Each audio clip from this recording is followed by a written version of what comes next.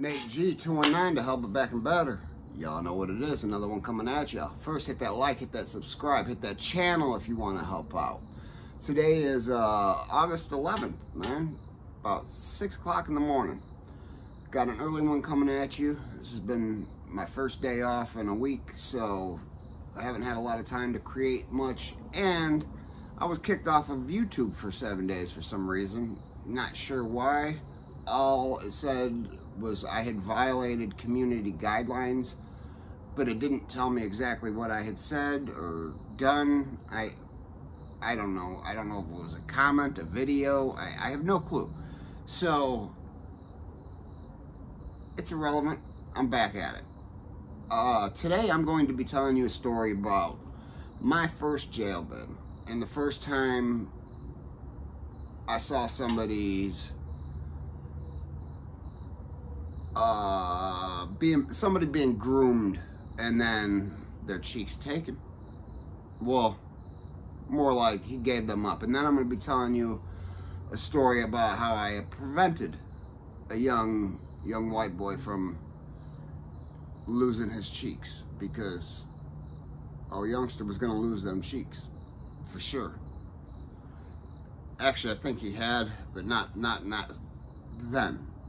I prevented one situation, and I almost created a war to say so, in the county jail. It was a little racial divide, but I didn't want to see anybody taking advantage of it. Didn't matter that the youngster was a white kid. It mattered that he was a youngster and he didn't know what was going on. So the first one, so I didn't know, I hadn't heard the name. I'm not gonna mention his whole name. I'm just gonna use first names. Joey. You know, I've known Joey since middle school, I think, maybe 6th grade probably. He was a skater boy. I wasn't a skater, so we weren't in the same circle, but during school we were cool with each other at school and stuff like that. But you know, 6th, 7th, 8th grade, we were in school together, then all high school as well. And I got kicked out my senior year. The 4th day of my senior year, no more high school for me. Not at the same school anyways. But Joey, he ended up getting in some trouble himself. So when I turned 19, or when I was 19 going on 20, I had found myself in the Porter County Jail doing my first jail bid. And you know, when you do 15 days, 30 days, 45 days, I mean, they all suck. My first time was 4.5 months, and that seemed at that point in time like a decade. It might as well have been in my head, because man, that sucked. I was locked up during the September 11th attack and everything. It was a crazy situation being inside during that situation, because everybody got segregated. Anyways, back to the story. So I found myself on 3A, if I remember that division. I mean, this was in 2001. So I may be incorrect about the exact deck I was on, and this was a jail that was the old style jail with the bars, had a catwalk and all that. It was like you would picture a real small Alcatraz style with the bars, and there was, you know, floors, but you couldn't see the next floor. Like every floor you were on, it was just one level of cells, and I think there was 5 cells.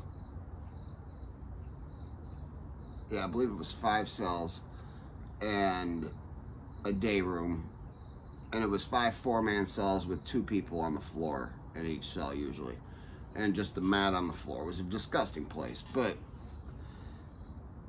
on 3A, it was that's where you are. It's a felony deck, but it's not a major felony deck. There is a lot of people in there also doing 15-day holds. They got misdemeanors. It's just a mix of everybody, but no real big felonies, if there is felonies in there. But most of us were facing at least a D felony. So most of us also had bonds. I was not one of them. I was on a probation revocation, so I had no bond. I was there till my sentence was up, or the class I was sentenced to complete was done, so, which I had done. And Joey was in cell 5 on 3A, and he had a bunkie named Tito. Now, Tito, I didn't know this at the time, was openly homosexual. And, well, not super open, but he definitely would let you know if you were in close quarters with him, which I did not know because I was not in the same cell as him. I was in cell 3.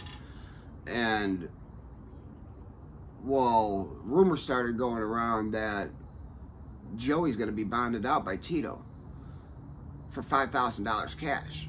Now, $5,000 cash is a lot of money for somebody that you don't know. Now, Joey and Tito had never met until they were in the same cell together, or until the same deck. And now back then they wouldn't assign you a cell. If you didn't have a cell to go to, you were sleeping in the day room. So Tito, hey Joey, come on down here. Come and sleep with me. There's this cat Shaggy in the cell. There was 3 white kids and Tito, who was, I believe, Mexican, but a big dude. He was a big that snow dealer, and he did have a lot of money. And you know, a lot of money usually gets you whatever you want. You can have whatever you want. Yeah, he did. He got what he wanted. He gave Joey an offer of, hey, I'll bond you out. I'll have the money brought right up here. You know, I just want you to do one thing. Them cheeks were clapped. And at least Tito's a man of his word. Joey was out of jail within 24 hours. But that relationship didn't necessarily stop right then and there. They kind of mingled after they were both free. And unfortunately now, you know, Joey had found himself in and out of addiction, in and out of jail, in and out of prison, to find himself with a very lengthy prison sentence in Illinois for unaliving a woman. And, you know, I never was going to tell this story because I didn't want any negative things running into him, but, you know, I do feel bad that he had to go through what he had to go through, but part of me is saying that, because I'm not going for $5,000. No, heck no. I'll sit in jail. It wasn't like he was facing a life sentence. He was facing some time. He got caught dealing, but he wasn't facing a century in prison. I think it was 6 to 20 he was facing, which everybody knows your first offense, you're not getting 20 years. You're getting usually a reduction in sentence, a reduction in charges on your first felony. So, which I believe he did, but I believe he revocated the probation, ended up going to prison, and actually had been in prison with Tito. So he was always safe, always protected, and always had somebody to love. But that was back in 2001. Now I'm going to tell you one that happened, I believe this was in 2011. Maybe it was 2012. Either 2011 or 2012. Heck, it doesn't matter. It could have been 2009. I don't know. That's how many different times I had been in and out of jail to where I don't remember exact years.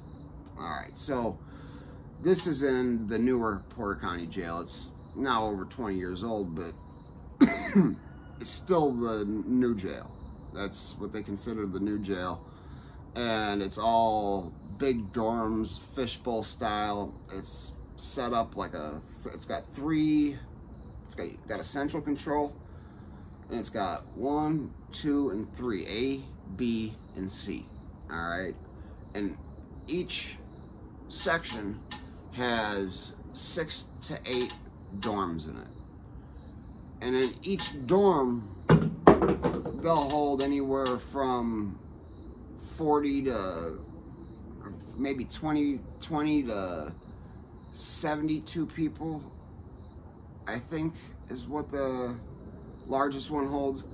And usually when I went to jail, I always ended up on C side, which is the felony side, because just I have affiliation, I have felonies, and you know, that's just what it was. But again, you don't usually find too many. I can't say that, because there were a handful there in those in that C8, C7 for unaliving somebody. Sorry guys, there was a handful in there for unaliving somebody. And now there was this youngster named Aaron. Now Aaron, he was there for a minor consumption. All right, and in the cell next to him is somebody that was facing a double homicide. He was in jail for a double homicide that he definitely had done openly. Took a plea and was given 45 years. Only has to serve half of that, 22.5 years, because he's under the Indiana's old law. 50% is what you got to do.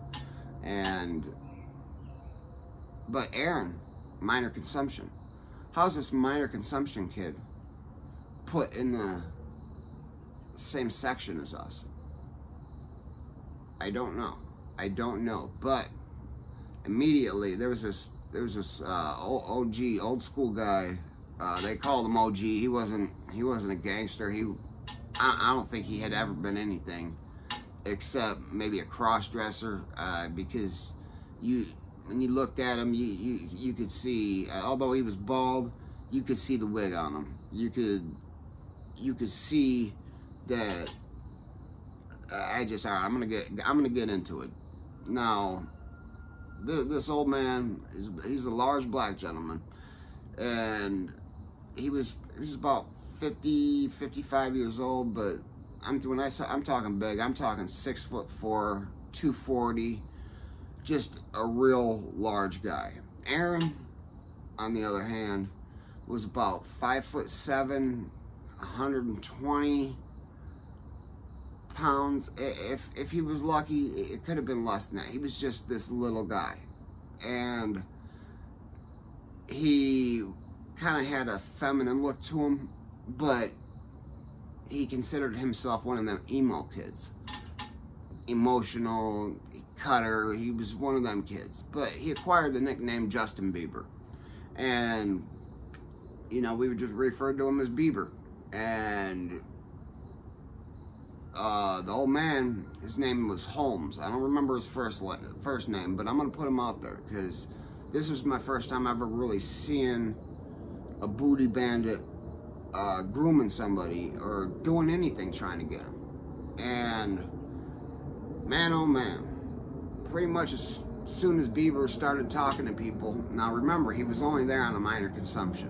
His bond was, I believe, $200. Nobody would come get this kid. This kid's mom was out there doing drugs. Grandma, I was nowhere, I don't remember exactly. I knew he had lived with his grandmother, but I don't know, irrelevance. He couldn't get out of jail. He had a $200 bond. He couldn't get out of jail. He didn't have court for 30 days, which everybody knew then he was going to be released, which he was. He absolutely was. Hold on, time out. Time in, gotta get that coffee in there, you know that. But yeah, everybody knew that he was gonna be getting out, but Holmes was thirsty. You could see Holmes looking at this young man like a normal man would be watching the Dallas Cowboys cheerleaders. Like, oh my goodness, look at them. Like, yeah, he was looking like that. I think at one point he might have even had a little bit of drool. So I even commented after I kept on seeing it, like, cause he'd go up to Aaron and, hey bud, you know, put his arm around him, and you could see the uncomfort level in Aaron. And I let him for a couple days. I was watching close, and I started seeing Holmes start giving Aaron shots of coffee, and I know I seen a bag of fireballs come out, and he gave Aaron a bag of fireballs, and also he gave him soap and deodorant, things like that. And when I seen Aaron walking back to his cell, I said, skirt. Hold on a second. I said, did Holmes give you that? He's like, yeah. I'm like, all right, no. I said, come with me for a second, man. I'm gonna walk with me. And I told the guys, you know, because I was playing poker at the time. I said, look, deal me out. Like, I can't stand to sit there and watch this no more. Nobody else is gonna do or say anything, and I'm gonna have to do it. I said, I'm gonna make sure he gets hygiene, whatever. I talked to the guys so I get up and I start talking to Aaron, and we're walking. I said, look, bud, I said, we're gonna take this back to Holmes and give it to him. I said, you need to take this back to him and give it to him. I'm gonna give you hygiene, don't worry about that. I said, we got you on hygiene. I said, but just in case you haven't realized, because I'm assuming this is your first time in jail. He's like, yeah. He said, I told him, I said, well, he's trying to groom you, man. What do you mean? He said, he's trying to groom you into being his girlfriend. And the kid, I mean, he was 18 or 19 years old. I think 18. I think he had just turned 18 a month or two before that. He was fresh an adult, and in a felony section, and not the safest felony section at that. And now he's got a man that could just wrap him up with one arm and just carry him off into the cell if he wanted, trying to clap his cheeks. And I said, like, you need to take that back to him. And I seen the fear. I said, all right, man. I said, I'll walk with you to him. I said, let's go over there. And walk up to the cell, knock on the door. Holmes opened the door. What's up, White? Look, man, I said, Aaron doesn't need this. I already got him covered. He's like, no, he owes me. I said, he don't owe you nothing. He hadn't even made it to his cell. He hadn't had it for 3 minutes. He doesn't owe you nothing. And he started getting loud. I started getting loud. And I went in the cell, slammed the door shut. And we didn't get to physically bump. And honestly, I'm glad, because I think this man would have just whipped me around like I was a rag doll. Because I'm not a very big guy at this point in time at all either. I mean, even now, I'm not a very big guy. I'm only like 180 pounds, just under 6 foot tall. I'm not a big guy. He would have likely ragged me around, but I mean, I wasn't gonna watch. I wasn't gonna sit back and watch. Why the hell I would have went in there and shut the door was beyond me. I don't know that I meant to shut it all the way. I just closed it, but it shut all the way. So I started yelling at him, and the guard that was in the booth ended up popping the door. I pushed it open, and me and Holmes are yelling, and another black guy came down named Jay. Me and Jay were real cool. We played poker together all the time. Like, he didn't want to see this youngster get his cheeks clapped either, and he kind of pushed me to the side a little bit, which Jay would have ragged me too, because, I mean, he was probably 260, and that man, you know, he was 5'11", just like my boy Ken says. Pause. Yeah, shout out to you, Real Kens. Shout out to you, Dante Network. Shout out to you, Corey. Thank all y'all for supporting me along my journeys and helping me along my ways, man. Thank all y'all. But yeah, Jay would have dish ragged me, like, but he wasn't coming in there to defend Holmes, he was coming in there to defend me, but I didn't know that at that point in time for sure. But like Jay, he could do push-ups on his hands, just leaned up against the wall. He could do 5 just straight up handstand push-ups, like with no guidance from the wall or nothing. He was just this big cockswole of a big ass dude. And the second Jay came in there and got in Holmes' face, I started realizing there's like 6 dudes outside the cell, and Jay told him, he's like, what do we want to do? I said, this dude needs to get out of here. This dude's trying to, you know, take young boys' chiefs. He's making people uncomfortable. I said, I don't feel comfortable with him anymore. I said, over there staring at dudes in the shower. Now that was one of the things, like dudes would be getting out of the shower and home. There was the window for the booth looking in. Also was a one-way mirror. You could see through from the other side, but it's a mirror on our side. So he'd be looking in the mirror to see into the bathroom. He'd be watching dudes, pecker gazing. I mean, we called it something else, but he was definitely looking to see them wee-wees. He just wanted to suck on something, I guess. I don't know. But we got him off the deck. Never seen Holmes again. Made him pack up his shit. Get out of here. Had nothing to do with him being black. Although a lot of people assumed that at the time. For some odd reason, because I'm bald with a beard, I get the stigma that I'm a racist man. I'm the farthest thing from a racist man. Those that don't know anything about me don't have a clue, and they'll just come up to me and say something racist as hell. I hate it. I've never been okay with that. It just being white, other white people assume that you have the same beliefs that they do, or should. People are idiots. But, you know, that was the time where a black guy, a white guy, a couple other races. There was a couple black guys, now that I think about it. There was a couple white guys, 3 different affiliations. Me, there was 2 Black Stones, and a Rebel Cause. Now, those guys come and go, that's irrelevant too. But everybody banded together, told Holmes, who would have probably whooped each of us on our own. Maybe not every one of us, but a one-on-one. It was just, he was that big, that massive.